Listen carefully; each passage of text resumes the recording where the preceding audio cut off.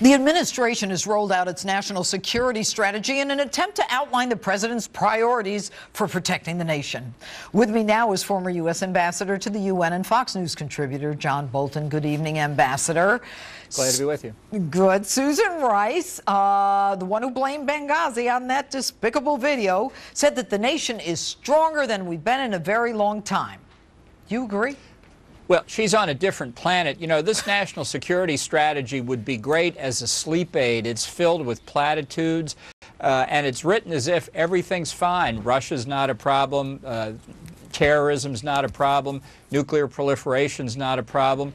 It really is a cover for the administration's failures, and some of the things that the administration has said in defending its strategy really boggle the mind. I mean, the idea that everything's fine, you know, we're not in an existential threat like World War II or the Cold War. Doesn't that make you feel good that it's not the end of civilization we face? It's just incredible. But you know what I found incredible? I mean, there was just one phrase in there where they talk about patience and a strategy of strategic patience. Patience to what? Iran gets a nuclear... I don't understand it. Yeah, look, the strategy and Susan Rice's speech were in many senses Orwellian. That's a good example because patience there means your enemy's getting stronger. They talk about American leadership that Big Brother in 1984 would appreciate. It's just exactly the opposite of what's required.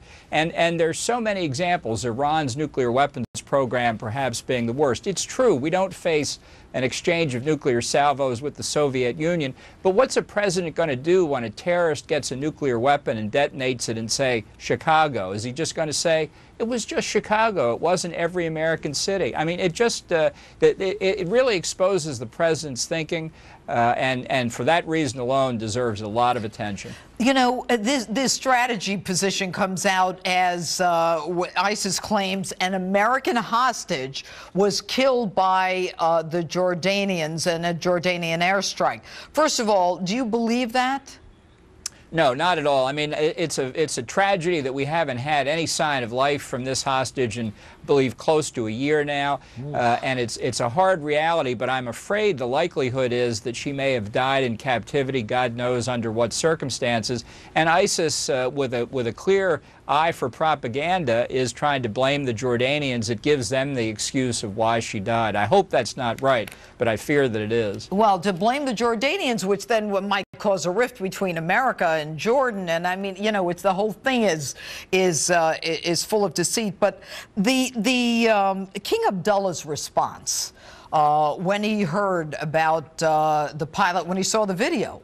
How would you compare that to our president? And was he too angry, King Abdullah, or is this the way that a leader should respond? It is precisely the way a real leader should respond. His fellow countryman has been brutally murdered. He's leading his people and doing what they need to do to defend themselves. He's asked for help from his ally in the United States. One can only guess what the administration will do. He's right there on the ground. ISIS is just a few miles away and undoubtedly has infiltrated inside Jordan to a considerable extent. So when the president says there's no existential threat to the United States, he's also ignoring the fact that ISIS in particular is an existential threat to some of America's allies, Jordan, the oil-producing monarchies on the peninsula, potentially Israel, potentially inside European countries. You know, this is a blindness that's going to lead us into trouble in much the same way that the appeasement policies of the 1930s led to that existential threat, World War II. Very quickly, Ambassador, what was your reaction when you heard about or saw the video of the burning alive of the Jordanian pilot? Well, it was shocking, but I have to say these people are hard and cynical enough to believe that that act of brutality can fracture what's left of the coalition against them, can intimidate their opponents, can make a lot of people in the United States say, you know, that's far away, let's not do anything about it. And to the extent that they've got a sympathetic ear in the White House, I'm afraid their tactics may succeed. Oh, interesting. All right, Ambassador Bolton, thanks so much for being with us. Thank you, Judge. All right. And coming